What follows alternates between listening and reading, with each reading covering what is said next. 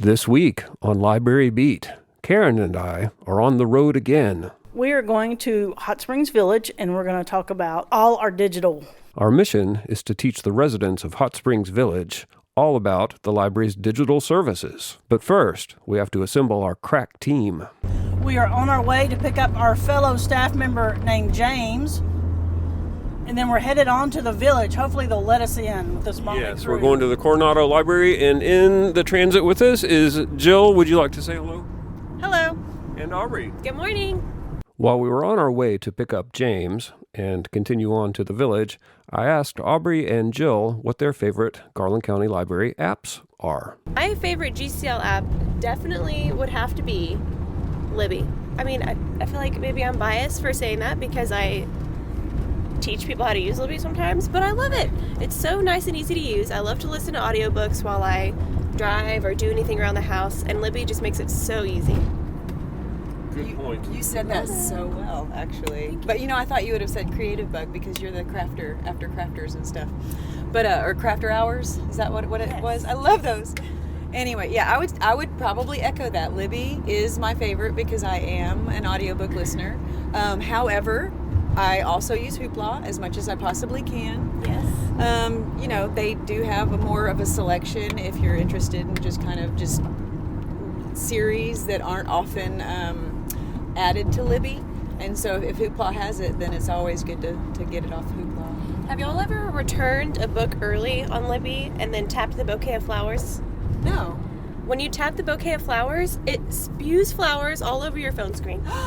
I had no idea. Is it like thank you for being so nice and kind and returning thank you for being a good, courteous patron and returning your loan early so that the next person can read it. I thought it was just going to add it to a list that I would do nothing with. That's so great. Karen and I had never noticed this feature before on Libby, our ebook app, but if you are altruistic and return an item early, there's an animation that comes on the screen of a sort of exploding bouquet of flowers. So maybe Karen and I have never been that altruistic, but it is neat to know, and that's exactly why we needed Aubrey and Jill to come along with us, because there's just so much to learn. But now we have to actually try to find James's house. And no road trip is complete without getting a little bit lost and maybe a little bit of argument about how to get back on track. I know exactly where I'm going. Do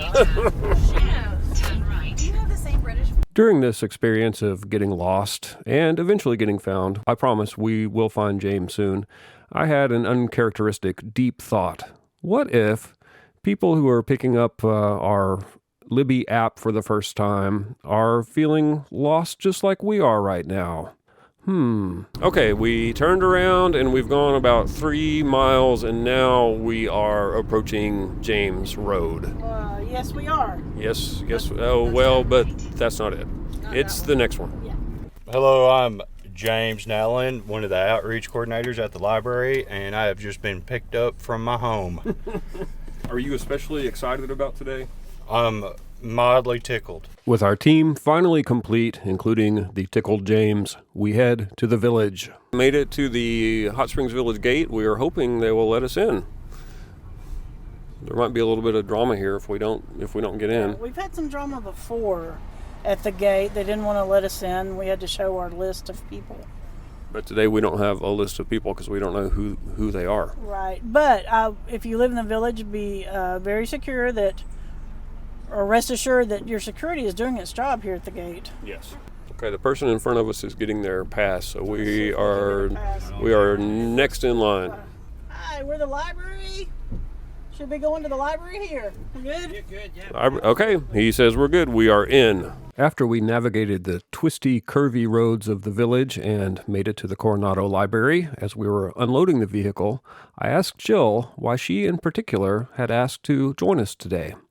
Well, I tend to enjoy my interactions at the library desk when some of the population that might, be here today ask for help with Libby, and apparently say older. Okay. I really enjoy talking to little old ladies about Libby, and so not to disparage anybody, but it is the most fun I have ever when they get it and they are like on their way to listening to or reading their books right there immediately, and it's like I just gave them a magic key. It's magic. It's great. Thank you, Jill. James was prepared to give a presentation on all of our digital services, but as people started coming in, they wanted more individual help. So they sat down at tables with James, Aubrey, and Jill and learned all about Libby and Hoopla and all of our other apps. Meanwhile, Karen and I were at the meet and greet station. However, we didn't have a lot of meeting and greeting to do. So we decided we would discuss some of the other apps and websites that the library offers access to. I have 8 people. That does include us, but we have 3 patrons that are being helped by James, Jill, and Aubrey, so we're quite busy. They are busy, but we also have the podcast to think about. So We're trying to do everything, Greg. You and I, we try to do everything. I am trying right now to get onto my Libby app to see if I can find the new Margaret Thatcher IRA book. yeah, there's a new book that we just ordered, and I don't think it's come out yet. But I believe I put it in the cart to buy probably later today. Okay. So, but you just said something that I thought was kind of interesting. You said if you have your druthers, you prefer the text. I do. I do prefer reading the print copy, but I do love listening to audiobooks as well, where I can do different things as I listen to the audiobooks. And I do love listening to mysteries and biographies, true crime. So Libby is very good for me. So, and Hoopla. I'm the same way. I will read an ebook as an absolute last resort. Like if that's the only way it's available, I will do it. But I guess I'm just kind of old-fashioned. I would prefer to have the book. I'm glad that we have this service, and lots of people will only use the ebooks. Yes, because it saves them a trip to town. It's the books are automatically returned, so nobody has to worry about that. But yeah, and one neat feature is that you can adjust the font size. So if you need large, if you need large print, we try to get as many large print books as we can. But a lot of books don't come out in large print. But so that's what's kind of nice about the ebooks is that you can make them bigger or smaller. Print is you could sit 3 rows back from me and read my book. So, Karen, we still have 3 helpers and 3 people being helped. It looks like our crew is doing a great job. They are doing wonderful. Lots of patience, lots of showing our patrons some new things. So it's going great. Going fantastic. And we are supervising. Yes, we are. We are the mentors of this group, so we're sitting back, letting them take the reins for once. Right. We might have some notes for them afterwards. Yes. I know that we've mentioned Hoopla, and one thing we haven't mentioned about Hoopla is that it also has video on there. I use it mainly for audiobooks, but it has tons of ebooks and comics and also music and video. They've got a lot of Acorn content, which is kind of neat. Yeah, the British. Oh, I love British stuff. Yeah. But let's talk about some other databases that we have. Okay. The Consumer Reports is on our database. We have that, and that's very popular. That's one of our most popular ones. If you need I've looked at it several times, like I needed a new dishwasher, or I was looking at cars at one point. So that's very handy. You can get Consumer Reports articles just by searching the web, but at some point it's going to say some kind of paywall is going to come up. But if you go through the library site, then there's no paywall. You just use your library card. Yes, so that's one of the most popular ones. Another popular one that I wish I used more is Novelist. Mm-hmm. Novelist, if you like, say, John Grisham, and you want other books written in the same style as Grisham's, you could go to Novelist and pop in his name, and they'll pull up some other authors that are similar to him. And I find, and it's very helpful, especially for children's books. And I want a book about dinosaurs or whatever. If you type in something like Junie B. Jones, a popular children's book, Junie B. Jones, I want things written like Junie B. Jones. It will give you some ideas, some things to search for, some authors to search for, or titles to search for. Or if you want to know how many books are in the series, yes. it'll give you all the series information. Just tons of book information, title information, series information on Novelist, and that one I need to use more. Also, we have one that my daughter just used. It's about driving, and she had to take the driver's test, and we have that on our databases as well. And so she just went through and did a practice test on the Arkansas drivers for the Arkansas driver's license, and she just kept doing the practice test, and she did pass first time. Congratulations. So that's wonderful. Right. There's also a Learning Express library. So for other types of tests like the ACT or SAT, or they have hundreds of tests on there, and I feel sorry for the people that have to take them. But if you do need to study up for one of those standardized kind of tests, there will be some resources on Learning Express library. Use that one as well. Newsbank is great because it has hundreds, if not thousands, of newspapers, including the local papers. It does. It's very popular. It's easy access to. If you know that John Smith died in 2015, you can search that. It does not have pictures, and it only goes back to 2001, 2002. Around there. Somewhere in there in the 2000s. But that one was really popular. If you just need a quick article, okay, this happened in Hot Springs. I want to find out about it. It happened, like 6 months ago. You could go on there and find it. Right. And you can also look at newspapers from all over the country. Yes. I've done that too. We've done that too for some reference. Let's see, what else have we got? Let's you can learn say. a foreign language. See. Yes. So there's also a foreign language database on our website. That's very popular. Let's say you're in school and your teacher says you have to write a paper on the cyclical life of a snail. Which database would you probably go to for that? I would go to ProQuest. Yes. Good call. And I had to think about that. ProQuest has a periodical database, which we used to call the Reader's Guide to Periodical Literature many years ago. They're big green books, but you can go in there if you need a resource from a magazine Or like a scholarly journal. or a scholarly journal, and you can put in whatever your subject type, your subject is, and find that, if you need a magazine article on that. So ProQuest is great as well. Yes. So what else do we have? There's some that are mainly aimed at kids, like Bookflix, Tumble Book Library.